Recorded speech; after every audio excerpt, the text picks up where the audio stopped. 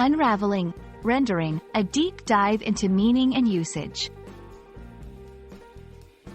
Hello, language enthusiasts. Today we're going to unwrap the layers of a word that can be quite perplexing in English: rendering. It's a term that pops up in various contexts, and understanding its nuances can add depth to your language skills. So, let's get into the nitty-gritty and demystify rendering together. Rendering can be a bit of a chameleon in English. At its core, it means to cause to be or become, to make. The fascinating part is how it morphs to take on specific meanings in different contexts. Art and technology. In art, rendering refers to the process of adding detail to a drawing to make it more lifelike. In computer graphics, it's the complex process of generating a photorealistic or non-photorealistic image from a 2D or 3D model. Cooking. When you render fat, you're melting it down to clarify it, usually to make it into a cooking ingredient.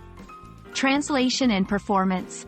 To render a text or a piece of music means to interpret or express it in a particular way. Legal and formal. In a formal context, rendering a service or a verdict means to provide or deliver it officially. Understanding these varied uses can help you recognize the meaning in different scenarios. Let's see how rendering behaves in the wild through some sentence examples. The artist spent hours rendering the final touches to the portrait.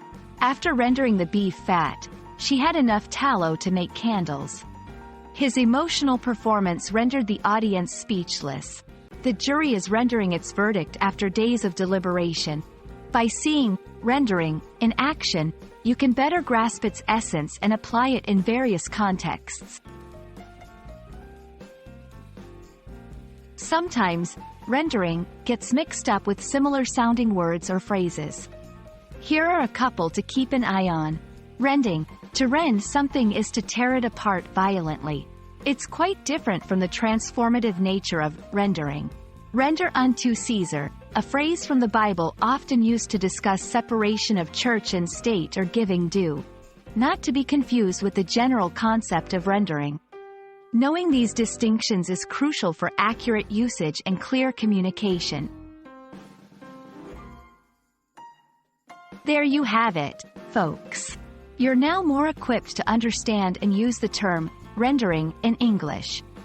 Whether you're talking about art, technology, or legal matters, remember the key facets we've covered today. Keep practicing, keep learning, and you'll find that every new word, like rendering, adds color and precision to your expression. Until our next linguistic adventure, happy learning!